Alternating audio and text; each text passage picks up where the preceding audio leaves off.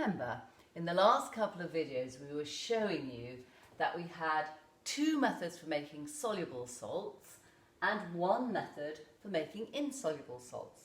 And in this video we're going to show you how to get the pure dry product.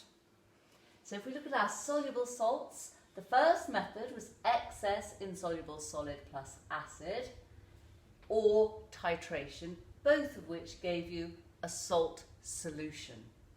Excellent. Sounds really interesting. Yes. But we have to get from the salt solution to the crystals. Fabulous. Okay, so we'll go through the whole of this method. First thing that you have to do. What's the first thing, Miss McLaren? Well, we actually transfer the solution to an evaporated dish. Right, here's our evaporating dish. So we've poured our salt solution into the evaporating dish. Can you see that? And then what we do is, because it's a solution, we're going to heat it until crystals form on a glass rod. So, very easy. You dip your glass rod into the salt solution, take it out and have a look. If crystals have formed on the end, that means that the solution is saturated. Saturated. We have a saturated solution, and then you can turn off the heat. Excellent. And does that mean it's reached its crystallization point? It does indeed. Sounds very technical. Well, indeed it is. You can turn off the heat and leave the rest of the water to evaporate by just leaving it on the side in a warm place. Oh no! Leave to cool in a warm place to form crystals. So Dr. Brown, I just want to check, does the solution evaporate? Is that correct?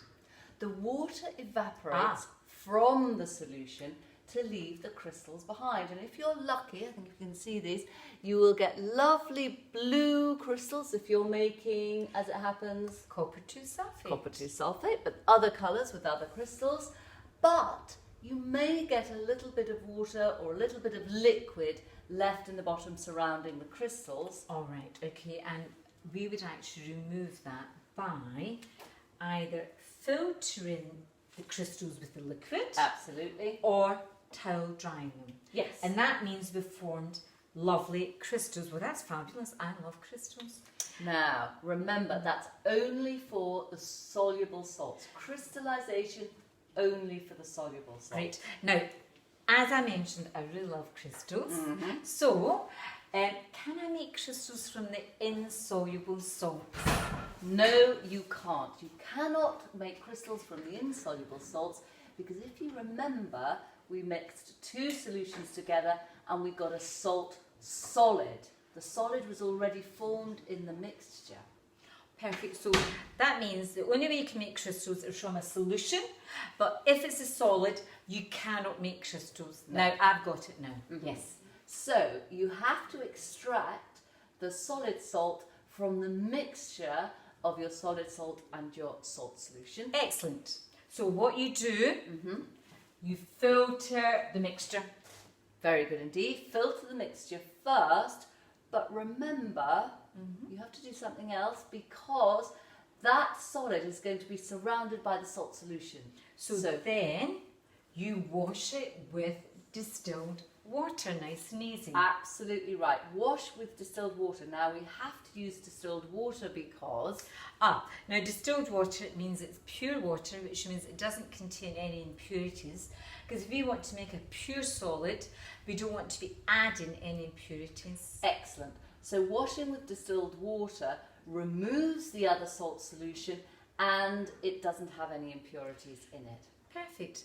And so you wash it to remove the remaining solution. Yeah.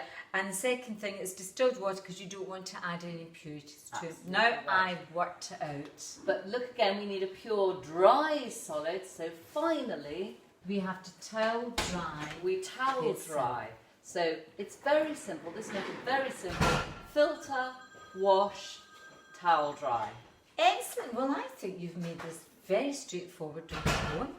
And I think we have Smashed it!